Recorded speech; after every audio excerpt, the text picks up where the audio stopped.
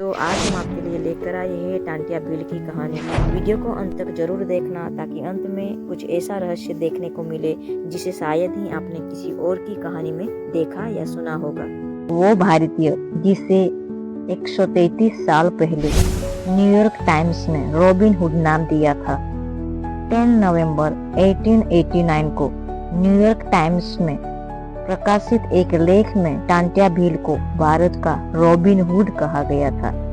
यह खबर उनकी गिरफ्तारी के बाद छपी थी और इसमें उन्हें ब्रिटिश शासन के खिलाफ लड़ने वाले एक क्रांतिकारी के रूप में वर्णित किया गया था।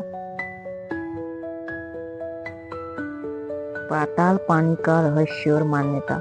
कहा जाता है कि 1889 में जब अंग्रेजों ने टांटिया मामा को फांसी दी तो उसका शव इसी पाताल पानी रेलवे ट्रैक के पास फेंका गया था।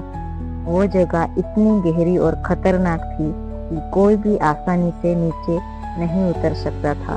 इसलिए लोग कहते हैं कि अंग्रेजों ने इनके शव को पाताल की गहराई में फेंक दिया और तभी से इस जगह का नाम पड़ गया पाताल पानी, यानी पाताल जितनी गहरी पानी की धारा। यह जगह पर ट्रेन का स्टॉप न होने के बावजूद भी आखिर क्यों ट्रेन के रुकने की मान्यता मानी जाती है, चलो आज हम जानते हैं। आज भी माना जाता है कि जब भी ट्रेन पाताल पानी स्टेशन के पास पहुंचती है तो कुछ सेकंड के लिए ट्रेन रुकती या धीमी हो जाती है। लोग मानते हैं यह टांटिया मामा की आत्मा के प्रति सम्मान श्रद्धांजलि के रूप में किया जाता है। चलो बढ़ते हैं अब हम अपनी कहानी की ओर। टांटिया मामा का जन्म 25 जनवरी 1840 को मध्य प्रदेश के खंडवा जिले में फंदाना गांव में हुआ था। उनका वास्तविक नाम टांटिया भील था और उन्हें स्नेहपूर्वक मामा कहा जाता था। छोटे से उम्र में उसने गरीबी, अत्याचार और अन्याय देखा, पर यह बालक जल्द ही बदल गया था एक लेजेंड में। टांटिया मामा का पालन पोषण जंगल और गांव में हुआ। बचपन से ही तीर और धनुष में माहिर, वे जल्द ही अपने गांव के लोगों की सुरक्षा के लिए खड़े हुए। ब्रिटिश राज में भील समुदाय शोषित था। जमीन छीनी जाती, धन और अनाज जबरन लिया जाता। उनकी मां का निधन बचपन में ही हो गया था और पिता ने पुनः विवाह नहीं किया। परिवार की आर्थिक स्थिति कमजोर थी और भूमि पर लगान का भुगतान न कर पाने के कारण जमीन जब्त हो गई। टांटिया ने यह अन्याय देखा और कहा, मैं अब चुप नहीं बैठूंगा। यहीं से शुरू हुआ उनका संघर्ष।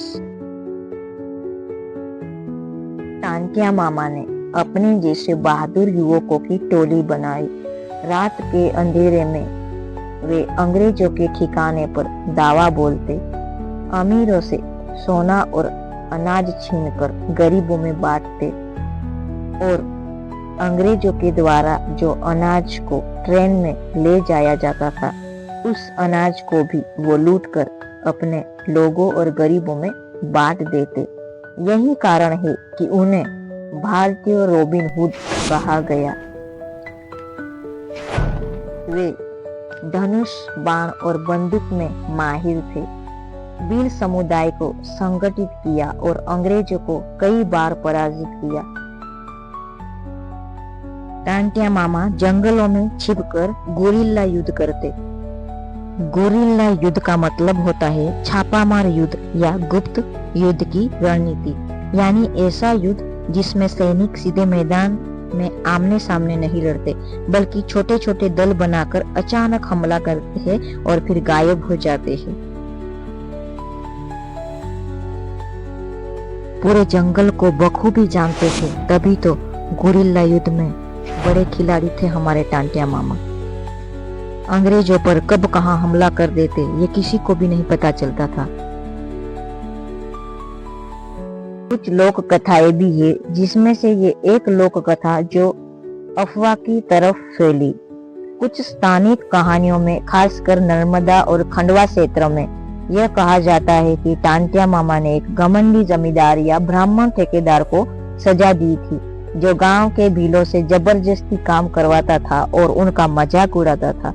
उस घटना में नाक काटने वाली बात प्रतीकात्मक सिंबॉलिक है, मतलब टांटिया मामा ने उसका घमंड तोड़ा था, ना कि सचमुच उसकी नाक काटी। असली सच्चाई तो ये थी कि टांटिया मामा का लक्ष्य ब्रिटिश सत्ता और अन्याय के खिलाफ लड़ना था, न कि किसी जाति विशेष से बदला लेना। वो भील जनजाति के नायक थे और उनके लिए हर वो इंसान दुश्मन था जो गरीबों का शोषण करता था, चाहे वो अंग्रेज हो या फिर जमींदार। अंग्रेजों ने जाल बिछाया, उनके ही साथी को सोने का लालच दिया जिसका नाम था गणपत। रात में जंगल में जब टांटिया मामा अपने तीर बांध रहा था तो पीछे से वो साथी बोला, मामा अब तुम नहीं बच सकते। अंग्रेजों ने उनको चारों तरफ से घेर लिया और उनके साथी ने उनको अंग्रेजों के हवाले कर दिया। टांटिया मामा को जबलपुर जेल में बंद किया गया। ब्रिटिशों ने उन्हें फांसी दी, लेकिन उनकी वीरता आज भी जीवित है। टांटिया मामा सिर्फ एक योद्धा नहीं थे, वो न्याय, साहस और भील गौरव के प्रतीक थे। आज भी मध्य प्रदेश और आसपास के भील गांवों में उनकी कहानियां सुनाई जाती है और उनके नाम पर श्रद्धा और सम्मान दिया जाता है।